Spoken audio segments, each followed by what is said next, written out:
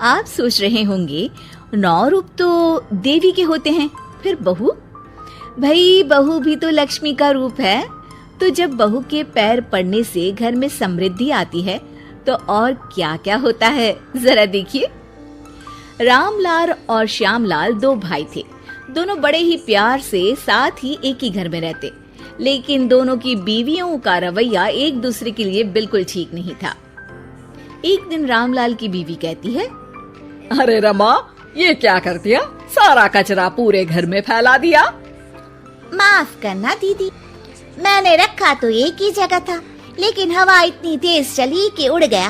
अभी उठा देती हूँ। हाँ हाँ जल्दी करो। और एक बात, अब भाई साहब से बोल देना कि 2 रसोई कर ले। पता तो है मेरा बेटा सोहन बड़ा हो गया है, अब लड़की वाले भी आने लगे हैं, तो उसकी शादी हो ही जाएगी इस साल। हाँ हाँ दीदी, मेरा बेटा विहान भी तो बड़ा हो गया है और उसकी भी तो शादी होनी है। ठीक कहती हैं आप।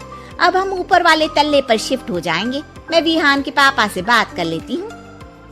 बात नहीं करना, शिफ्ट होना है, क्योंकि मैं अब साथ नहीं रह सकती। हाँ हाँ दीदी, ठीक है ना।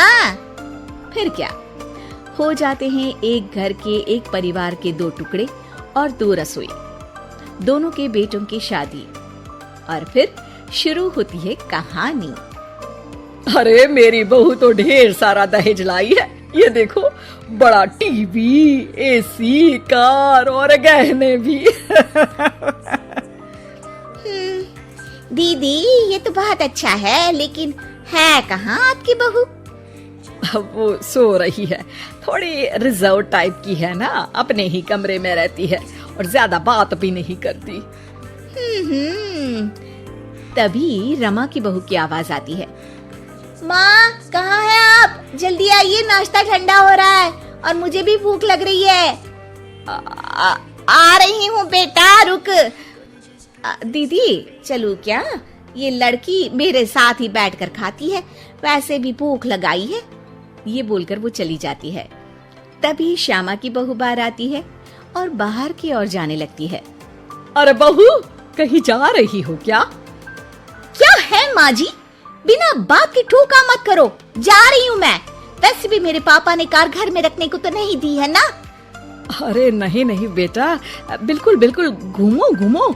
मैं तो कहती हूँ मुझे भी साथ लेकर जाया करो, साथ ही घुमा करेंगे।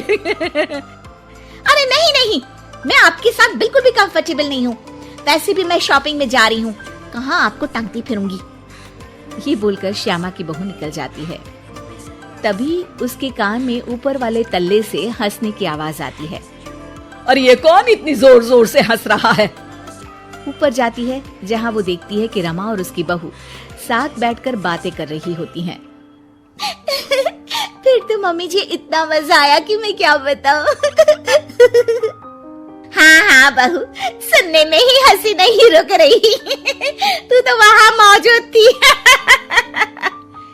तभी दोनों की नजर श्यामा पर पड़ती है। अरे ताई जी आइए ना, आइए। वो उनके पैर छूती है और फिर चाय बनाकर लाती है।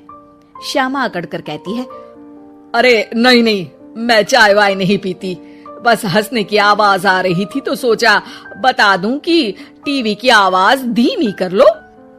अरे टीवी वो देखो दीदी, धूल खा रहा है, वक्त ही नहीं मिलता देखने का। बहू के साथ वक्त कैसे बीत जाता है, इसकी बातें और किस्से कहानी किसी सीरियल से कम नहीं होते। श्यामा को खुशहाल रमा को देखकर जलन होती है। हाँ हाँ, मैं तो तंग आ जाती हूँ इतनी सारी बातें करके, मुझे तो सुकून पसंद है। ये कहकर श्यामा चली जाती है। अगले दिन रमा अपनी बहू के साथ घर से जा रही होती है कि तभी दरवाजे में श्यामा उन्हें टोकती है। अरे कहाँ जा रही हो दोनों? अरे देखिए ना दीदी, इसे शॉपिंग करने जाना था। मैंने कहा अकेली चली जा, तो कहने लगी मम्मी जी आप घर में अकेले बोर हो जाओगे ना, आप भी चलो हमारे साथ। अरे अब इस उम्र में तू कहाँ घूमेगी? अब देखते हैं दीदी, जहाँ ये लड़की घुमा दे। अब मेरी बहू भी कल गई थी कार चलाकर। हाँ। तभी रमा की बहू कहती है, ताई जी मुझे तो कार चलानी नहीं आती, लेकिन हाँ, इस सुहाने मौसम में मम्मी जी को स्कूटी की सैर करा देती हूँ। श्यामा का मुंह बंद हो जाता है। वो अपने कमरे में चली जाती है जहाँ उसकी बहू बैठकर अकेली टीवी देख रही होती है। बहू, तू भी कुछ बातें किया करना, मैं अकेले अकेले बोर हो जाती हूँ। तो क्या मैं यहाँ आपको एंटरटेन करने आई हूँ?